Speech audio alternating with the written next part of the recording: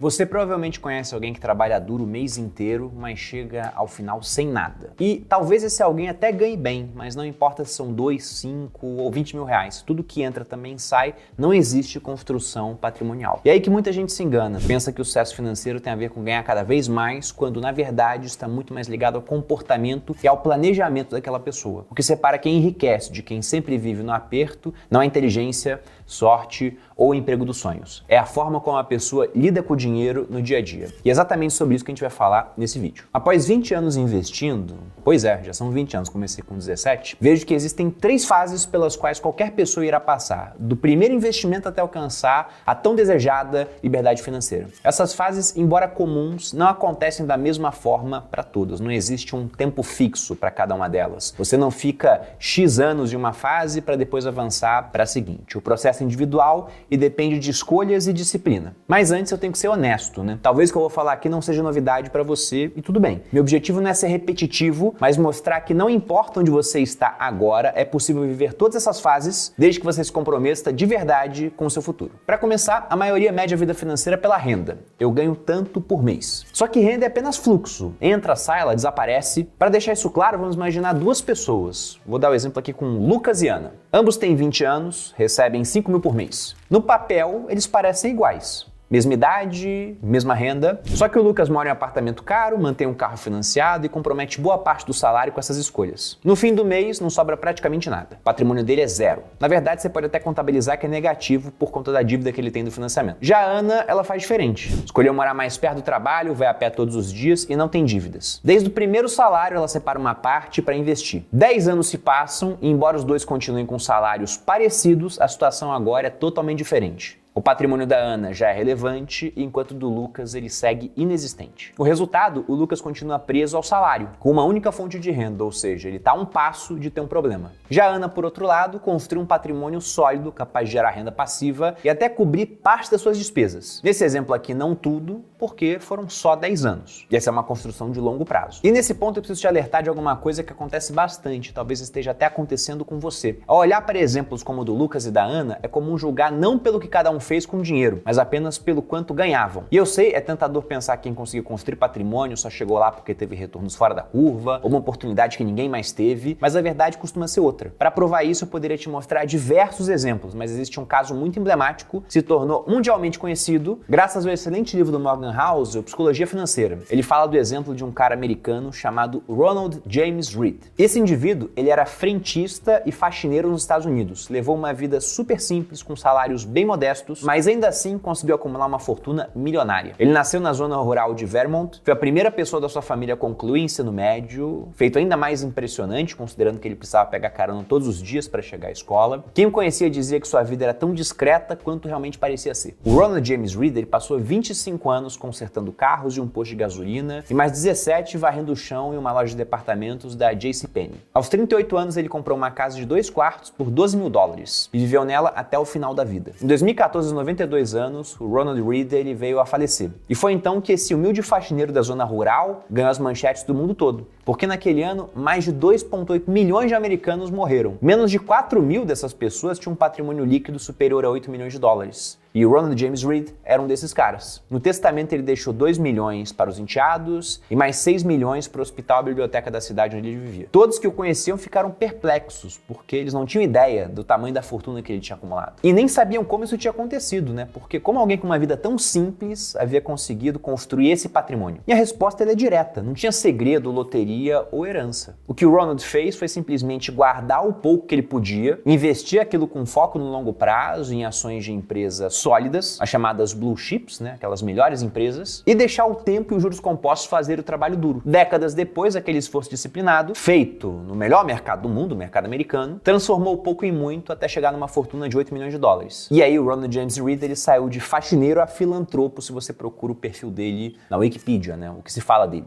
E nesse ponto cabe uma reflexão importante, né? Quantas pessoas que conhecemos ganham muito dinheiro, são muito inteligentes e mesmo assim nunca vão construir nada desse tipo. No mesmo livro do Morgan Housel, House, ele dá um outro exemplo, só que no sentido negativo, dessa vez de um grande executivo que se formou em Harvard. Esse cara teve uma carreira de sucesso meteórica, uma aposentadoria precoce aos 40 anos, tinha uma vida de luxo, morava em uma mansão milionária, mas apesar de ser muito inteligente e ter tido muito sucesso, em meados dos anos 2000, ele contraiu um empréstimo para expandir ainda mais uma das suas propriedades. E o custo de manutenção desse empréstimo superava $90 mil por mês. Tudo dando certo, os juros eram baixos nessa época, mas aí veio a crise de 2008. Um dos gatilhos dessa crise foi o aumento de juros, esse camarada estava endividado, sem liquidez e com a sua renda comprometida por gastos astronômicos. Ele viu os imóveis, que eram garantia de alguns empréstimos, perderem valor, serem executados e terminou falido. Essas duas histórias mostram com clareza o que é a fase da construção do patrimônio. O Ronald Read, com salários modestos, acumulou uma fortuna porque teve disciplina, paciência e visão de longo prazo. E veja que tudo isso que eu falo aqui não diz respeito muito a conhecimento, né? Tem muito mais a ver com comportamento. Já o executivo de Harvard, o nome dele era Richard Fusconi, para quem quiser pesquisar, com todo o prestígio e altos ganhos, terminou falido porque não soube controlar seus gastos e as dívidas que ele teve. Essas histórias deixam claro que essa fase da construção, ela é independente daquilo que você ganha e tem muito mais a ver com o que você faz com o que você ganha. E aqui você pode usar várias estratégias, né? Automatizar os seus aportes, separar o valor assim que o salário cai na sua conta, sua remuneração, né? Se você tiver um negócio, né? Salário, por exemplo, ou até ter contas diferentes para gastos e investimentos. Principalmente para o iniciante isso é bom, né? Deixar as coisas mais separadas. Tudo isso ajuda. Só que para muita gente não é suficiente. E não é nem por falta de vontade, é por falta de hábito. O cara não tem um comportamento adequado para isso. E muitas vezes nem sabe que ele não tem esse comportamento. Sempre que eu falo do viés do ponto cego, eu lembro inclusive de uma frase do Sêneca, o filósofo romano do século I depois de Cristo. Ele falava: temos sob os olhos os vícios alheios, as nossas costas estão os nossos, né? Ou seja, é muito fácil julgar o outro, mas somos terríveis na hora de julgar nós mesmos. E é por isso que muitas vezes a pessoa acha que ela tá no controle, quando na prática ela tá repetindo os mesmos erros todos os meses. É como na musculação, você pode jurar que tá fazendo o exercício da maneira correta, mas quando um treinador olha para você, ele enxerga de fora aquilo que você não vê. E com alguns pequenos ajustes ele pode mudar completamente seu resultado. Com finanças é exatamente igual, pessoal. Ter alguém acompanhando de perto multiplica sua chance de conseguir construir patrimônio com consistência e realmente evoluir. E aí que entra o planejamento financeiro. Ele é a chave para transformar seus sonhos em realidade. Você ganha controle sobre suas finanças, se livra das dívidas, define metas claras e cria estratégias para alcançar os seus objetivos. Como, por exemplo, comprar uma casa, garantir a educação dos seus filhos ou se aposentar com tranquilidade. Seja qual for o plano, o segredo é a organização. Além disso, esse planejamento reduz o estresse com o dinheiro, evita gastos desnecessários, faz com que o patrimônio cresça de maneira consistente. E para te ajudar nisso, aqui no Grupo Primo, a gente tem uma equipe de planejadores financeiros preparada para te auxiliar nessa jornada. Assim como um treinador na academia, eles olham de perto para sua realidade, corrigem esses pontos cegos e montam um plano personalizado para que você alcance resultados muito mais rápidos e sólidos. Por isso, se você quer aprender de verdade a economizar, fazer o seu dinheiro trabalhar para você, com o auxílio de alguém individualmente cuidando das suas finanças e quer começar a fazer isso o mais rápido possível, eu vou deixar o link aqui na descrição para que você possa preencher e um dos planejadores do Grupo Primo vai entrar em contato. Hoje já são mais de 7 mil famílias atendidas e nós temos mais de 500 planejadores ativos para te atender. Bom, e aí seja você alguém que precisa ou não de um planejador, o fato é que sem passar pela fase da construção não existe um futuro financeiro sólido. Porque na história do Ronald James Read, eu disse que ele investia e esse é o ponto que faz toda a diferença. Porque guardar dinheiro não é construir patrimônio. Aqui no Brasil você guarda dinheiro e a inflação vai comer todo o poder da moeda. Você vai estar sendo, na verdade, disciplinado, mas burro, né? Era melhor ter consumido, porque ele tinha mais poder de compra naquele momento. O que realmente vai fazer você construir patrimônio ao longo do tempo é investir esse dinheiro. E é justamente aí que começa a segunda etapa dessa jornada, que é essa fase da aceleração, digamos assim. Nesse ponto, o patrimônio não vai crescer apenas pelos aportes que você faz mês a mês, mas principalmente pelos rendimentos que ele próprio gera. E não que no começo, naquela fase de construção, o seu patrimônio não gere rendimentos, mas eles costumam ser muito pequenos comparado ao poder dos aportes que você vai colocar lá. Já nessa fase, a gente chega num ponto onde juros compostos deixam de parecer lentos e passa a dar mais velocidade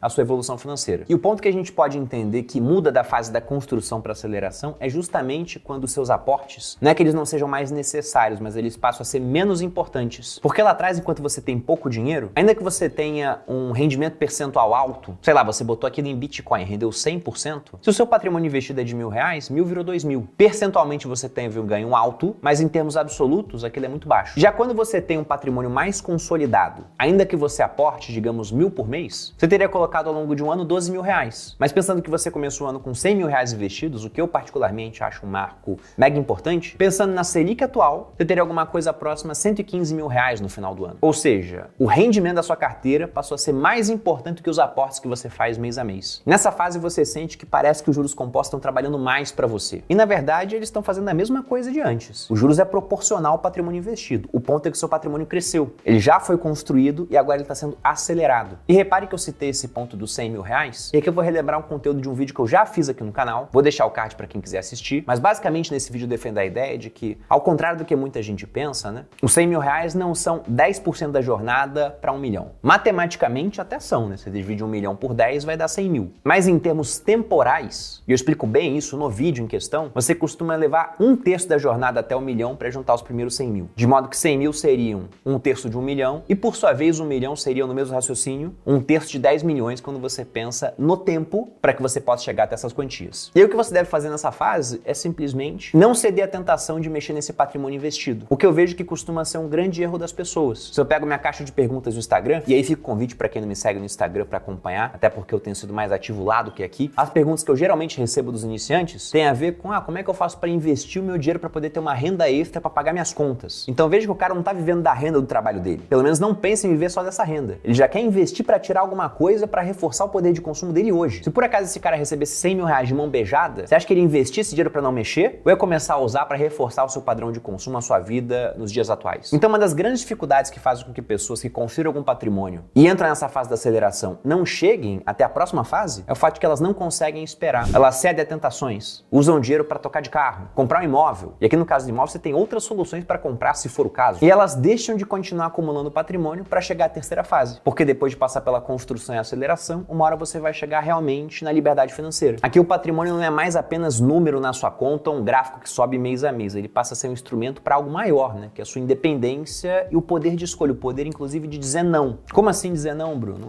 Você trabalha porque você precisa. Até o ponto que você tem um patrimônio que pode te manter, pagar o seu custo de vida. E nesse ponto você pode falar não para aquele trabalho que você não gosta para fazer outra coisa. Talvez até nada, né? Mas se você quiser trabalhar, vai trabalhar com alguma coisa que te dá prazer. E não mais por obrigação, mas agora por opção. E aqui também cabe uma reflexão importante, porque ao chegar nessa fase, você vai começar a usar parte do patrimônio para viver. E nessa fase, isso é legal. Na fase da aceleração, não. Você não chegou nesse momento ainda. Pô, Bruno, e como saber quando eu vou chegar nesse momento, né? Existem diferentes maneiras de planejar para isso. Vou falar uma das regras que é mundialmente famosa, que é a chamada regra dos 4%. Ela fala o seguinte, né? Se você for capaz de viver com 4% do patrimônio que você tem acumulado, então você chegou na fase da liberdade financeira. Porque pense que você tira esses 4%, mas sua carteira rende, por exemplo, 15%, de modo que você vai recompletar essa parte que você gastou e ainda ver essa carteira tendo um ganho, uma valorização acima da perda do poder de compra do dinheiro. E aí, naturalmente, quando você pensa nessa conta dos 4%, você vai ver que o número não será o mesmo para as pessoas. Para quem tem um custo de vida mais baixo, digamos de 40 mil reais ao ano, o que para boa parte da audiência aqui do canal, concentrado em grandes capitais do Brasil, vai parecer irreal. Mas para o cara que mora numa cidade pequena, principalmente fora do sul, sudeste, onde o custo de vida é mais baixo, pode ser crível. Se esse cara tem um gasto de 40 mil reais ao ano, com 1 milhão de reais, ele pode viver de renda. Agora, para uma pessoa que mora numa grande cidade, que digamos que precise de, na média, 10 mil reais por mês, ou seja, 120 mil reais no ano, então já seriam necessários 3 milhões para que ela, usando os 4%, daria 120 mil, possa se aposentar. E assim vai. E aí você percebe que aquele cara que tem aquelas pretensões de ter vários carros na garagem, ostentar pra caramba, ele em si é um obstáculo à sua própria jornada de poder viver de renda passiva. Porque se o alvo dele é muito alto, ele vai ser obrigado a continuar trabalhando, a esperar mais tempo para que ele possa dar esse passo para essa terceira fase da liberdade financeira. E para reforçar na sua cabeça essa ideia que eu passei aqui, eu vou citar novamente o Sêneca, porque ele tem um pensamento que eu acho muito bacana. Ele fala que pobres são aqueles que precisam de muito. Quanto menos você tem a noção daquilo que é suficiente para você, mais pobre você é. Portanto, pessoal, essas são as 3 fases: construção, aceleração e liberdade financeira. Todos que querem chegar até a liberdade vão passar pelas 3, e eu espero que você consiga fazer isso mais rápido do que pensa que é possível. Para isso, foque nos aportes, principalmente no começo, mas depois de já construir um patrimônio maior, aí chega a hora de você investir, indo além do básico, né, para conseguir ter uma performance melhor no mercado. E a gente pode te ajudar com isso também, né? Fique atento às próximas turmas do Viver de Renda. Da minha parte, fico por aqui. Desejo sucesso a todos, um grande abraço e até a próxima.